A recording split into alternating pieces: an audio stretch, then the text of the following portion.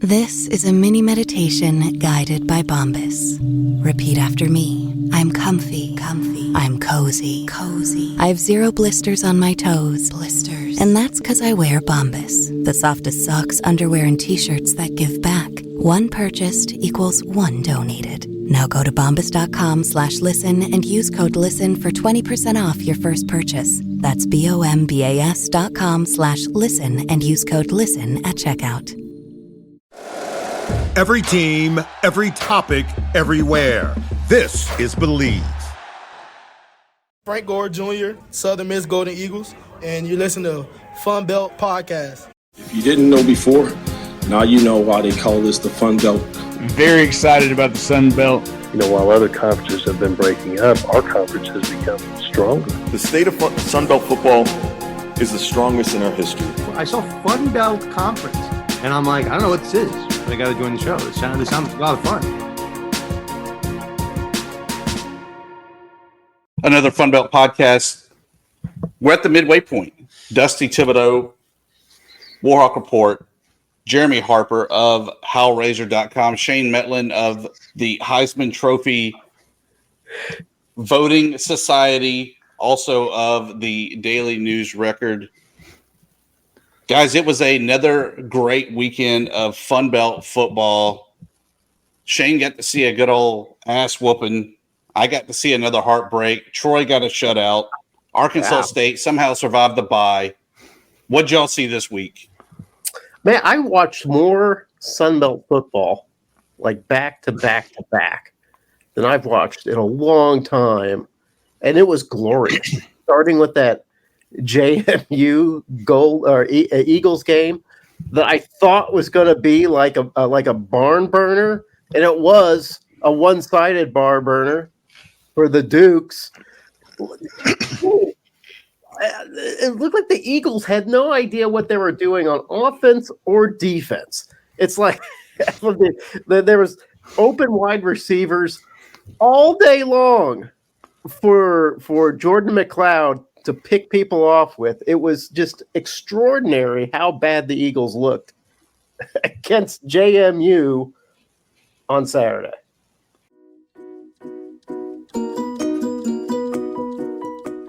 Football is back, and BetOnline is your number one information source for all your sports wagering info with all the up-to-the-minute stats, news, scores, and matchup breakdowns.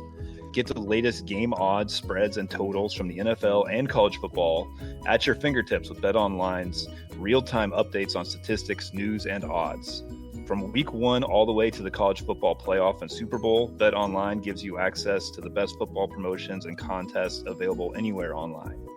Head to the website today or use your mobile device to get in on the action. Remember to use our promo code BELIEVE, B-L-E-A-V, to receive your 50% welcome bonus on your first deposit.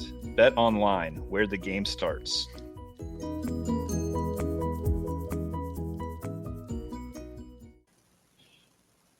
Yeah, I mean, to your first point, Thibs and I were talking before you got on here about how it's a much different scenario. Early in the season, I'm trying to see if I can see any of like 14 different games going on in a 6-hour window, and now they're all staggered very nicely with you get a chance to see almost everybody in the league on a given day. So that part's cool. Beyond that, you know, you're right. Georgia Southern did not play a good game. They didn't play a game that they're capable of playing. JMU also played their first real complete game of the season. First time where they were kind of clicking on all three phases, really until it was put away. I mean, they didn't score in the fourth quarter. The game was already decided at that point. So, I mean, it was a very, very good JMU performance, but also one of those Georgia Southerns where they go from looking like they could beat anybody in the conference to every once in a while having those games where, like Wisconsin, where, you know, they make a ton of mistakes and it really hurts them. Yeah, I believe 2 picks from Bryn. Bryn has the most picks of anybody in the Sun Belt. But Thibs, it felt like to me, and maybe I'm getting paranoid, that maybe I'm overthinking it, but it feels like Kurt Signetti heard us talking about how weak, or maybe maybe there was a weak point in the secondary of the Dukes, and it just made him angry. And he heard us saying, well, if anybody's going to exploit that weakness, it's going to be Georgia Southern. And Cignetti just put out a cigarette in somebody's eye and said, no, that's not going to happen. We're going to show Funbelt Podcast just how big of idiots they are. Well, I'm going to add some more message board material for him this week. Watching James Madison, they didn't even look like they were trying. I mean, they looked effortless in that game. I know. And it was boring to watch. It was like watching a high school Pee Wee football or a college versus a JUCO. It was bad football. And by that, I mean, it just wasn't entertaining because it was a blowout, one-sided affair all the way through. Yeah. And there wasn't competition on the defensive side of the ball or the offensive side of the ball. It was just all Dukes. And it was like you could kind of, if you looked at the team side by side, you'd say, all right, well, physically they don't seem any different. They don't look faster or bigger or stronger than each other. I mean, they look equal, but man, it's like everybody from the Dukes knew their roles, knew exactly what they were doing, knew that every play was going to be a success, and it was. It was just a master class of football down in Harrisonburg. And it was a kind of a joy to watch in some regards, but right, Dusty, it was also a big snore. It was definitely a game where after suffering their first loss in Statesboro last year, when they got that top 25 ranking, and then they go down to Georgia Southern and immediately lose. They're out of the rankings for the rest of the year. That's the first of 3 straight. That was as locked in as JMU has been in a long time. Like you said, everybody knew exactly what they were supposed to be doing, and everybody executed their role because they wanted that game really badly. Yeah, and the streamers were flowing, and the Dukes, undefeated in the Sun Belt, literally knocking on the door of the AP Top 25. Well deserved. I'm still pissed. Here's the most telling stat, though, of that game, Jeremy. Are you Georgia interrupting Southern. me? Wait. Did you interrupt me before I went on a wild, angry, furious tangent about the AP Top 25s? Because if you did, that was wise. Because I did. I wanted to save our listeners from hearing you bitch about that yet again, week after week after week after week. Yeah. I'm going to bitch again tonight. I'm going to do it. I just voted in the preseason basketball poll, so now I'm part of the problem, according to Jeremy. I'm going to find Was there any mid majors in your top 25 poll? There were. Oh, Gonzaga does not count. Gonzaga doesn't count. St. Mary's, do they count? Yeah. I think so. Maybe. Charleston. Who else you got? Charleston. Okay. Yeah. Okay. Florida Atlantic, of course. At number 8. Yeah. Memphis probably doesn't count. No. I think Memphis does. I think they do. I mean, if you're in you have blue glasses on when you say that. By the way, hey, listen, do not let anybody from Memphis hear you say that, because they will take that as ammunition. They think like I have friends that live in Memphis, and they were talking so hard about Kansas and what was going on with Kansas, as if Kansas and Memphis are on the same tier in terms of basketball lore and history. And I was like, what are you guys even talking about? Why do you give a shit what's going on with Kansas and NCAA? Well, a few free throws in 2008, they might have had something to say about that. Speaking of which, Thibs, while we're on a basketball kick, though, okay, all right. Kansas, I know that hits close to home for you, Shane. The 2017-2018 season did not exist for the Kansas Jayhawks. Unfortunately, there were no mid-majors and especially no Sun Belt impacted by that decision to delete history, but they will have to take their banner down. Yeah. I've always wondered about this. This is not like a Homer thing either. Like, I've always wondered, people always say like the banner's got to come down. And this applies to Louisville or whoever. Like, does it really? I mean, does the NCAA really get to tell you how to decorate your building? That is a good question. I know Memphis. I mean, I know it's not going to be in the record books, but like, do they really get to tell you like what you can and can't hang up? Put an asterisk I on it. wonder if you could put up a banner that phrases it differently. Like, yeah, like Just a little few words twisted around. Years played in Final Four. Yes. SBC Eastern Champion. Yeah. Oh yeah. That's Kings of the Midwest region or whatever. Like Yeah, just like how JMU did it. Yeah, you can still stamp out a ring, and you can still apparently do those things. Bringing us back to the football game, though. Yeah, Bringing us back. Thank you. The telling stat: Georgia Southern ran 88 plays of offense, averaging 4.2 yards per play. The mighty Dukes, 54 plays, averaging 7.1 yards. They were whooping. Yeah. Wasn't much of a contest. The next game on the schedule, I did not get to see a single bit of this, and I am upset by it. I saw a lot of it, so I can fill you in. The Troy Trojans. Yeah. Went to New York, moved the Sun Belt 2-0 over the Black Knights of Army with the 19-0 shutout win.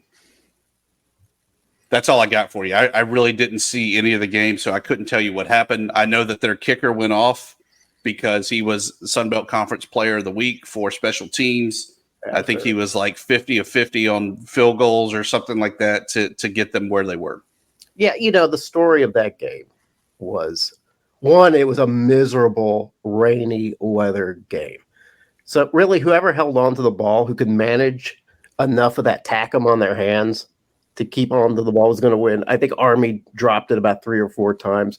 Troy had a moment where they ended up having a disastrous, well, wasn't too disastrous, didn't result in 8 points, but they had a big fumble. But it was really Troy's defense was the story on that. Guys, in the last 3 games, Troy has given up a grand total of 10 points. 7 to South Alabama. Then the next week they give up 3 to the Arkansas State. Now 0 to Army. They are on track, gentlemen, to giving up negative numbers for their next game. How is this possible? It's like plus is minus and minus is plus. It's like we had the solar eclipse or the lunar eclipse, and it somehow changed the fabric of reality, time, and space. Troy's defense is for real.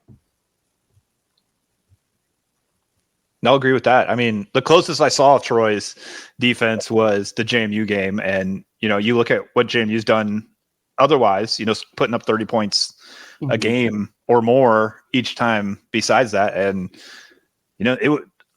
scores were tough to come by down there. Yeah. I mean, Signetti said, I thought field goals were really going to matter in this game. And that's the way it is in a Troy game. And you see, Army couldn't get on the board. Troy, gets better than normal production from their kicker, I think. I think he struggled at times this year and, boots a few, including a 43-yarder. And that was all they needed with that defense. I can't even identify exactly what schemes that they're doing well in that Troy defense. I tell you what they do well, just the fundamentals. Those guys don't miss tackles. When they hit you the first time, you're going down. It's none of this like, oh, I'm going to try to punt the ball out of your hands, or I'm going to try to shove you out of bounds, or I'm going to try to hit you so hard that you're out of the game. It's just a wrap-up tackle. These guys they don't mess around in Troy. Like, I don't know what the final stats were for Army, but they wrapped up that Army rush game. I mean, there's nobody running against Troy. We just talked about the 2 best defenses in the Sun Belt, JMU and Troy. They've already had their epic defensive match. Would not be surprised to see those 2 teams again in the championship. It would be a little bit of a surprise. Because JMU would have to get some sort of there might be some sort of yeah. But a game that does matter though for the East. Yeah. Marshall headed to the ATL to take on the Panthers. Cam Fincher, career day, 301 yards, 1 touchdown, 27 of 34. Not enough, though. He did win the head-to-head battle there against Darren Granger, but it just wasn't enough because it was Marcus Carroll. It was Granger's legs, not his arm, getting it done on the ground for three touchdowns there between the two of them. And they won it. 41-24. Georgia State. They might be for real, guys. We spent so many minutes sort of degrading and putting down Georgia State because, after all, Georgia State always lets us down, right? We always say, well, this is a year that Georgia State's going to be good. And then they're not good. They make us look like fools for supporting them. So we've been a little bit unfair to Georgia State. When they had trouble with Rhode Island, we're like, same old Georgia State. When they lost to who they lose to? Was it Georgia Southern? It was Troy. Yeah, then when they lost to Troy, oh yeah, that's right. I just mentioned it. Damn it. When they lost to Troy by 7 points, or only scored 7 points on Troy, we're like, I guess there's just something wrong with Georgia State. Turns out Troy's pretty good. Georgia State, without JMU being able to claim that title again, Georgia State's back on track to being in the Sun Belt East race. Yeah, I mean, it's a shame for if you're a Georgia State fan that you ended up with that Troy matchup because I mean, depending on who you draw in the West, like might end up being the deciding factor when who ends up going to the championship game if JMU's not available for that. But Georgia State looks like a team that can do some damage and maybe possibly play in a championship game right now. Great quarterback, great running back. Kind of like what Appalachian State has. What does Georgia State have that Appalachian State doesn't, Thibs? Darren Granger. Yeah, but Joey Aguilar's not bad. No, but I think it's the reliance and the stability of Darren Granger. He's I'm scared to see if he ever gets it put together where he can pass and run in the same game. I feel like he's been one-dimensional every game, but it's been enough to propel the Panthers to that victory that he's been able to either pass or run. This past week it was on the running attack than more so than the passing. So it's kind of scary to see what would happen if he were to put it all together. Is he one-dimensional because possibly defenses have to pick or choose one thing to stop and they can't shut him down with both? Oh, no doubt. Yeah. And then if you focus on Darren Granger running, he's going to air it out or hand it off to Carroll, who's just as good of a running back as Darren Granger would be. That's top drawer analysis, Dusty. On the top drawer, I get to hang out with our former show guest, the Sicko Committee. The commish made his way to San Marcos to watch the Warhawks play. Charming in person? He was. Oh, okay. He gave great analysis. Ooh. It was fantastic. We talked a lot of business. We talked a lot of football. We talked a lot about the committee. Unfortunately, we had to talk about Joey Hobart of Texas State. The guy was everywhere. 10 receptions, 110 yards, 2 touchdowns, including the game winner with 41 seconds left. ULM did not play well. Texas State offensively did not play well. They just had that one extra score. And the real 2 different plays in there that were the difference maker. Warhawks finally get a long reception to their tight end, but he's chased down, pushed out around the 4. That eventually turns into a turnover on downs where the Warhawks can't punch it in from a yard out. And then the other big play was Joey Hobart just running a little curl route wide open. And I'll say this, the other big takeaway I have from that game, TJ Finley hums that ball in for those receivers. They might have a lot of drops, but I put a lot of those on TJ Finley because you hear nothing but thuds when it's hitting the pads. When coaches talk about quarterbacks, they sometimes talk about throwing a catchable ball. And that I don't like bringing it back to Arkansas State because that's what I usually do. But I don't mind doing it. We had a couple quarterbacks that started earlier in the season that really hummed the ball, and they would reach the receiver, but it was uncatchable. It was like catching a rocket. And so it looked like everybody was having these drops. And they were. I mean, to be fair, they were dropping the ball, but they weren't easy to catch balls. You bring in Jalen Rayner, and he throws something called a soft ball. Like he could throw it long, but it lands like in your hands, like somebody just tossed an egg at you, and you just catch it. And I haven't really studied TJ very much because he's making a lot of plays. Is he one of these guys though that just hurls it a little bit too hard? And he has a funky arm motion. Like it's not quite sidearm, but it's not over the top like a traditional quarterback throw. It's kind of a 3/4 arm. Is it like he's throwing darts, like kind of just almost like if you didn't know any better, you'd say that he had an injured shoulder, but they were like, no, that's just how he throws. So let me ask you this, Thibs. What is the bigger storyline on this? That ULM has now made their minds into a sunless place, having lost miserably these very close games, and they really just are now coma walking through the rest of the season, hoping not to get hurt again? Or is the bigger story that Texas State, even though weren't on their game, didn't play well in front of the home crowd, still managed to pull out the victory? Isn't that the thing you do when you're a mature, winning team? You know, they had the tough loss against Louisiana. They could have easily folded up the tent once they realized that ULM wasn't going to lay down for them, and they found a way to win. So what's the bigger story? That the Warhawks are maybe the toughest luck team we've seen in the Sun Belt in a long time, or that Texas State is mature beyond its years? Chief Brave Spirit was definitely in attendance at that game. and I don't know what else we can do to try to unpiss him off. Yeah, because that's the only way that you can really say that you lose. The difference of you being 2-4 and 4-2 is what, like 4 points, 5 points at the most. I don't even think it's that many. But the fact that the Warhawks are sitting at 2-4, they're not out of it. Now they're not necessarily in the race, but they're not out of it yet. Not necessarily.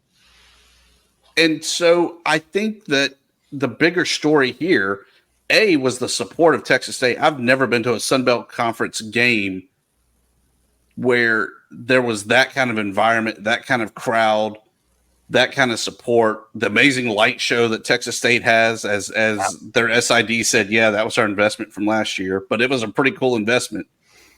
I really don't know what the bigger story is, because I guess I've grown numb to the Chief Brave Spirit just wreaking havoc all over the Warhawks year after year.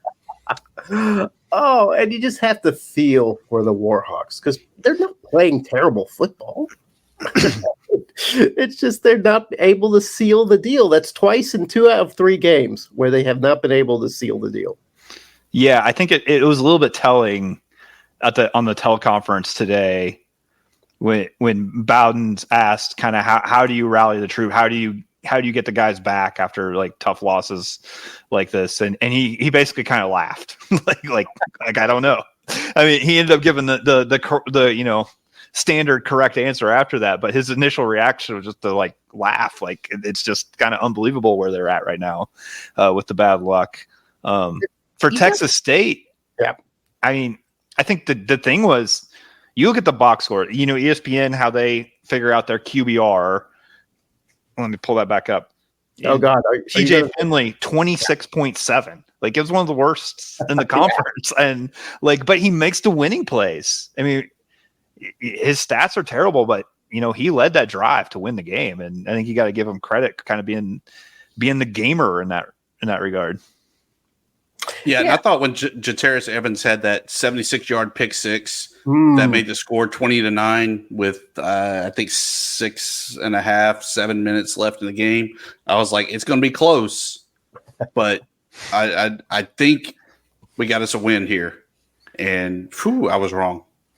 Yeah, you dared to hope, you dared to dream. Now, let me ask you this: it sounded like to me like there was a little bit of drama in brouhaha. Maybe some hijinks that happened at the end of that game. Did you just see any of that? I did.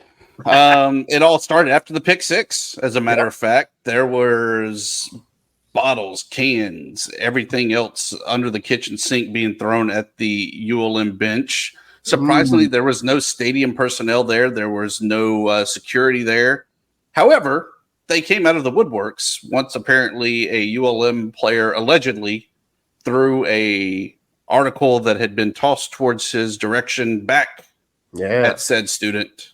Then he was promptly removed by the Texas State University deputized police.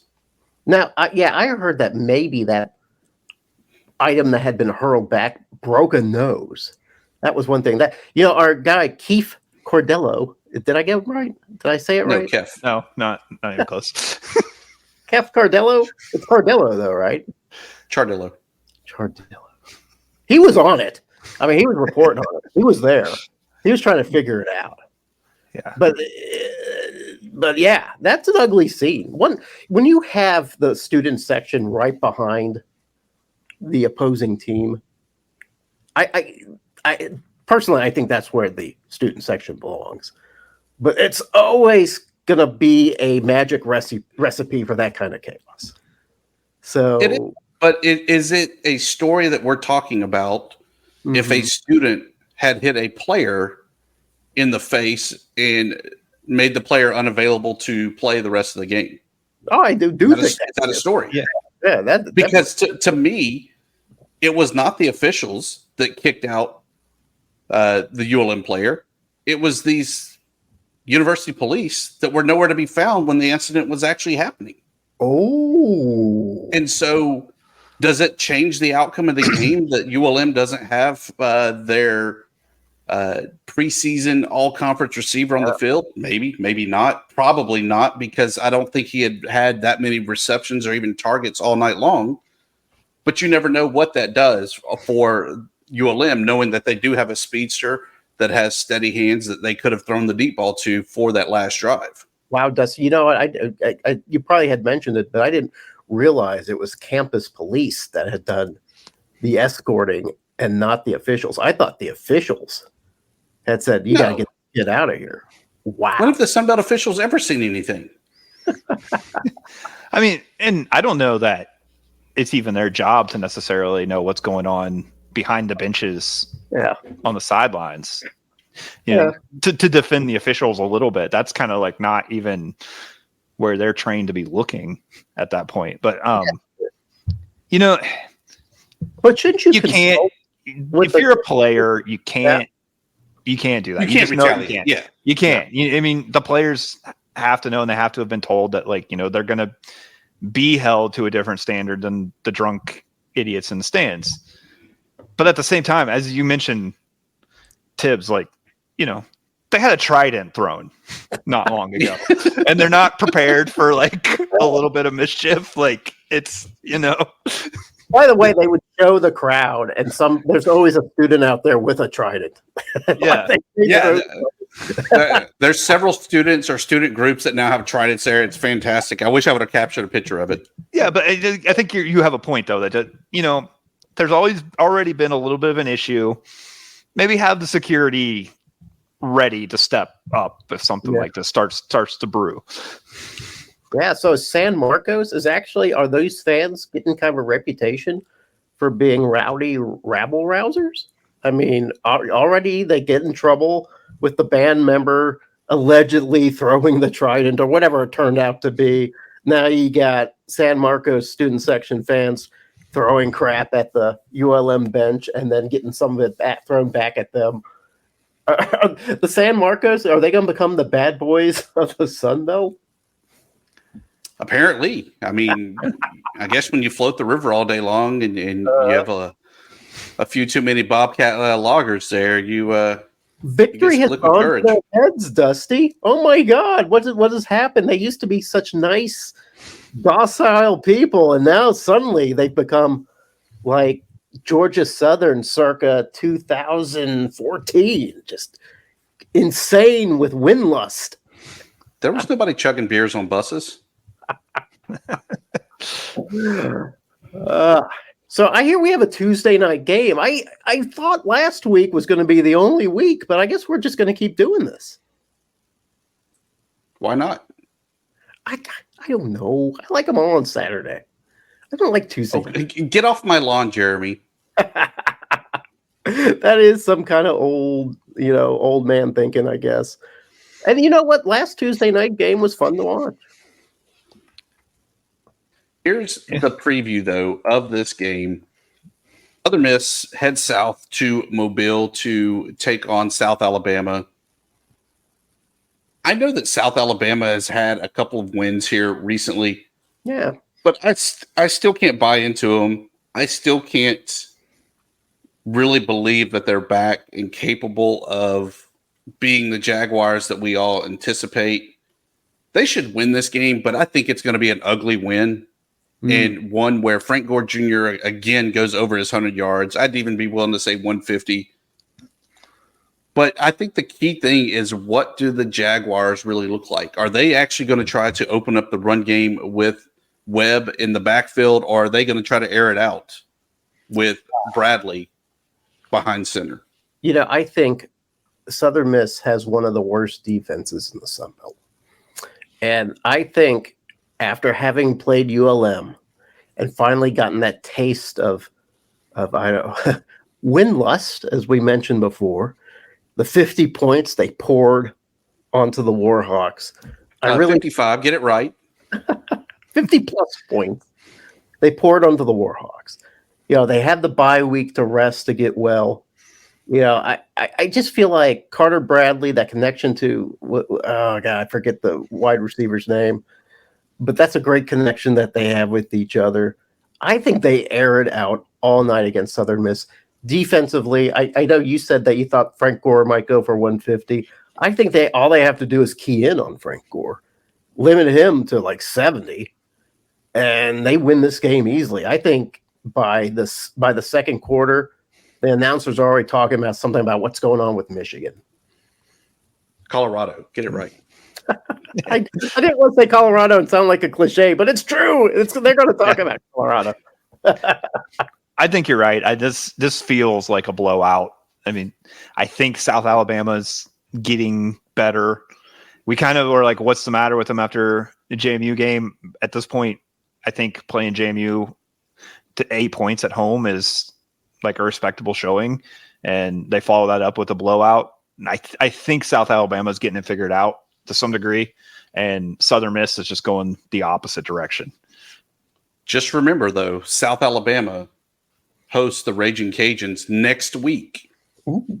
So are they looking ahead for what could be a pretty big Western Division game?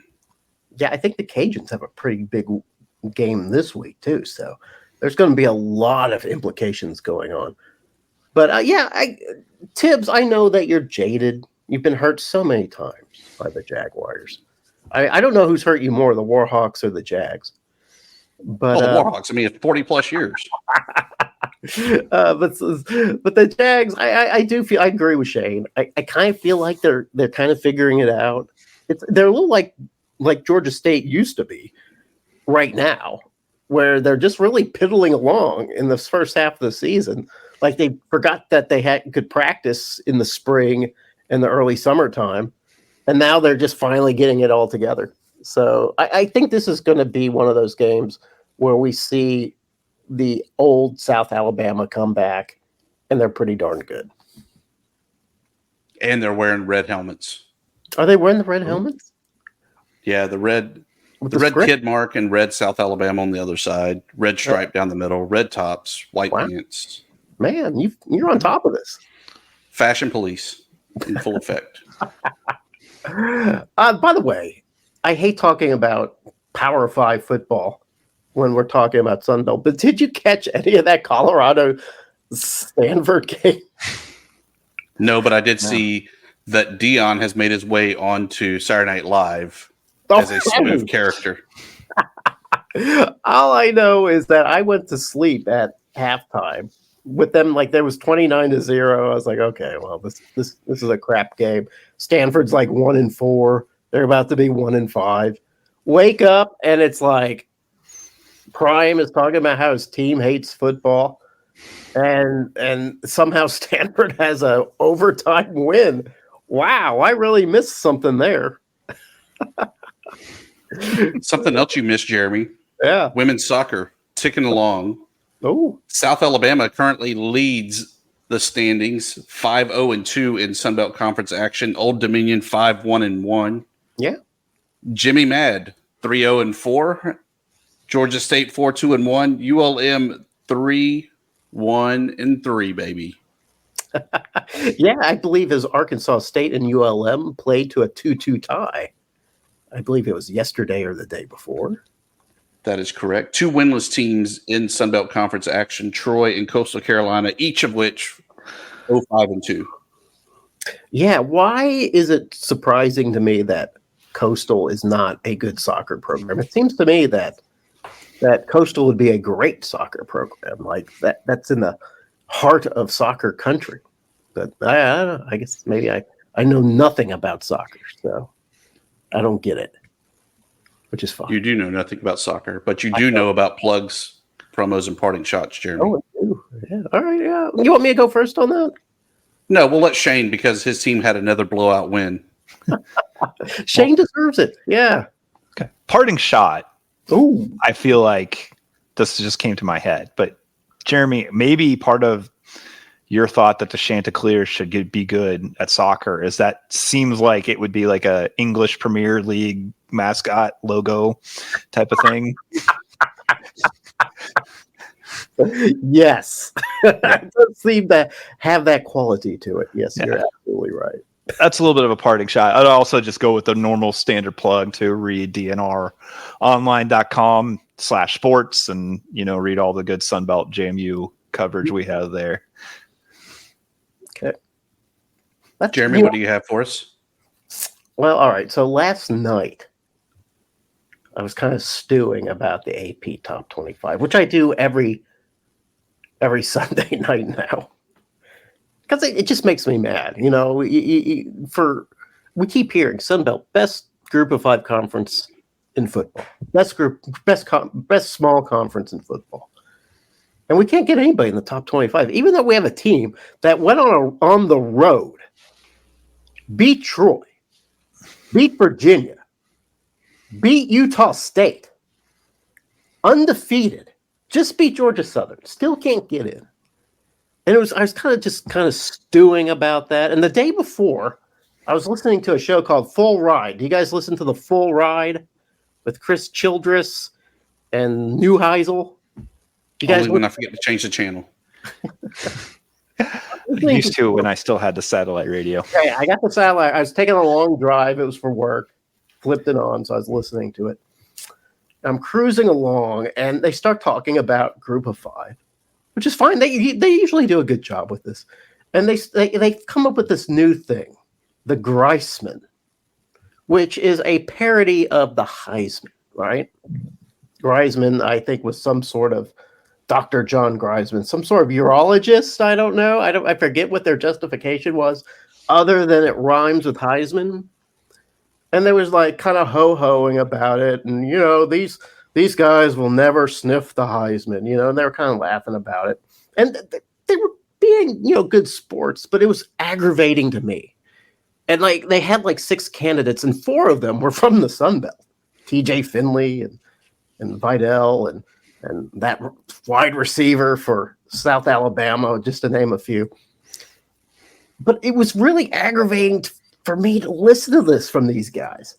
They've taken the achievements of these players, of these programs, of the fans that support it and say, we're going to take them away from half of college football.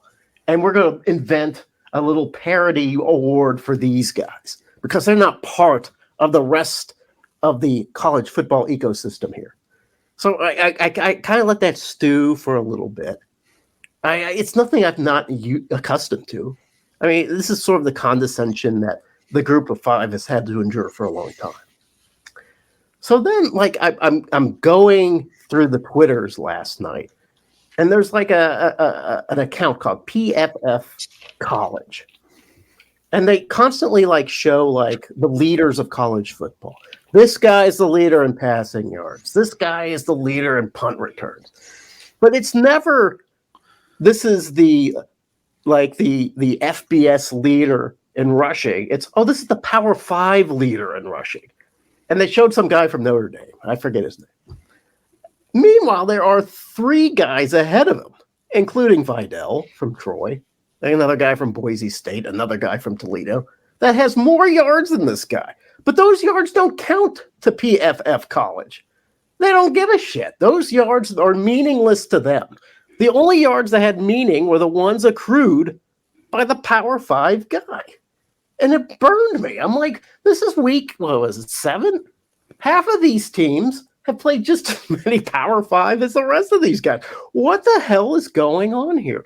It made me think that maybe ever since Cincinnati had the gall to reach the college football playoffs, there seems to be a concerted effort amongst influencers in college football to take the group of 5 down a peg. And I don't know. It's probably not a concerted effort. It's probably just paranoia on my part. But the more we keep separating the group of 5 from the P5, no matter how many successes the group of 5 has against the P5, the more it's going to be where we're just going to be rooting for 20 teams in the next 5 years. And it's not fair to college football. It's not fair to the fans. And that is my parting shot. Are you guys still alive? Funbeltpodcast.com, where you can find our full back catalog of all of our episodes, including Jeremy's endless rants to close out plugs, promos, and parting shots. And you can also click on the shop button. Guys, when I was at Texas State, yes, I had peoples say, I'm surprised you're not wearing a Boob Cat shirt. And how would they say it? What was the tone? What was the undertone to that, Dusty? I don't know. Ketchup? That means that there's people wanting a Boob Cat t-shirt, and you can get yours at funbeltpodcast.com. Click shop, search for Boob Cats, order them. They come in big sizes, so they'll fit over Jeremy's egotistical, rambling, hot-aired self. Hey, and that's the only website I would recommend searching Boob Cats on.